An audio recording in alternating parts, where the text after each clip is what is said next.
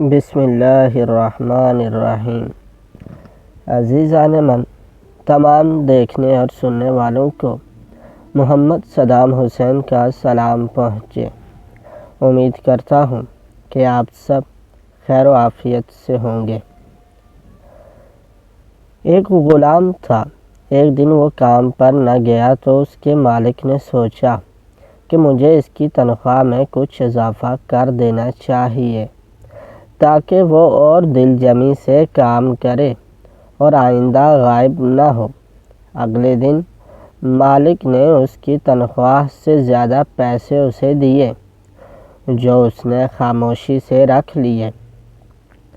لیکن کچھ دنوں بعد وہ دوبارہ غیر حاضر ہوا تو اس کے مالک نے غصے میں آ کر اس کی تنخواہ میں کیا گیا اضافہ ختم کر دیا اور اس کو پہلے والی تنخواہ ہی دی۔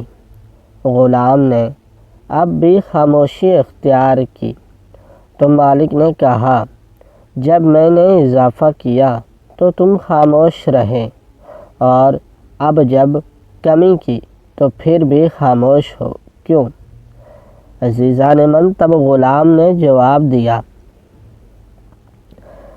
جب میں پہلے دن غیر حاضر تھا تو اس کی وجہ بچے کی پیدائش تھی، اور آپ کی طرف سے تنخواہ میں اضافے کو میں نے وہ رزق خیال کیا جو وہ اپنے ساتھ لے کر آیا، اور جب میں دوسری مرتبہ غیر حاضر تھا تو اس کی وجہ میری ماں کی وفات تھی، اور آپ کی طرف سے تنخواہ میں کمی کو میں نے وہ رزق خیال کیا جو وہ اپنے ساتھ واپس لے گئیں۔ پھر میں اس رزق کی خاطر کیوں پریشان ہوں جس کا ذمہ خود اللہ تعالیٰ نے اٹھایا ہوا ہے۔ عزیزان من، ہمیں اللہ تعالیٰ سے دعا کرنی چاہیے کہ اللہ تعالیٰ ہمیں مرتے دم تک حلال کمانے اور حلال کھانے کی توفیق عطا فرمائے اور حرام سے بچنے کی توفیق عطا فرمائے۔